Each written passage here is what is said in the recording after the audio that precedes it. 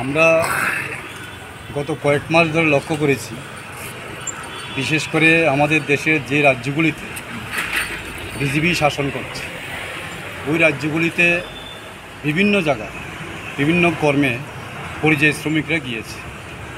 বিশেষ করে যারা বাঙালি, যারা বাংলা ভাষায় কথা বলছে তাদের উপর অমানবিক নির্যাতন চালাচ্ছে বিজেপি শাসিত রাজ্যগুলিতে।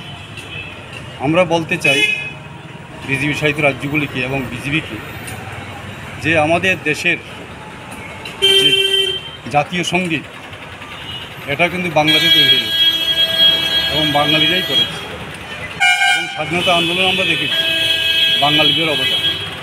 যদি বাংলা ভাষায় কথা বললে তারা বিদেশি হয় বা বাংলাদেশি হয়, তাহলে আমি বলতে চাই আমাদের দেশের যে প্রধানমন্ত্রী নরেন্দ্র মোদী, উনিও পশ্চিমবঙ্গে কোনো এক সময় এসে জনসভা করতে গিয়ে শুরুতেই প্রথমে বাংলায় কথা বলেছে, তাহলে উনিও বিদেশি আমাদের বক্তব্য। এছাড়া আমরা লক্ষ্য করেছি আর আমাদের রাজ্যেও তারা এটা করার জন্য চেষ্টা করছে, পশ্চিমবঙ্গে যেখানে বিজেপি শাসিত রাজ্য নয় সেখানে করার জন্য চেষ্টা করছে। আমরা সিপিআইয়ের পক্ষ থেকে আজকে আমরা এই বাঙালিদের উপর যে অত্যাচার এটার বিরুদ্ধে আমরা রুখে দাঁড়ানোর জন্য এখানে প্রতিবাদ সভা করছি।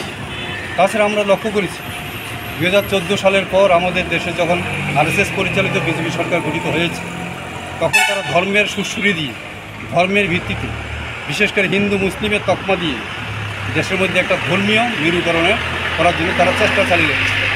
এখন এটাকে পিছিয়ে রাখি এখন তারা ভাষা নিয়ে একটা মেরুকরণ তৈরি করার চেষ্টা করছে। এর বিরুদ্ধে সিপিআই সারা দেশে আজকে আমরা এই প্রোগ্রাম করে যাচ্ছি। এটা আমাদের শুধু রাজ্যের প্রোগ্রাম নয়, আমাদের একটা সেন্ট্রালি প্রোগ্রাম, সারা দেশে একই সময় একই দিনে করা হচ্ছে। এর বিরুদ্ধে সিপিআই তীব্র প্রতিবাদ ধিক্কার জানাচ্ছে। তাছাড়া আমরা লক্ষ্য করেছি আরও এসআইআর, আমরা পূর্বেই আন্দোলন করেছি। এসআইআর বিশেষ নিবিড় যে সংশোধনী যে নির্বাচনে তারা করছে, এর বিরুদ্ধে আমরা লড়ে দাঁড়াচ্ছি।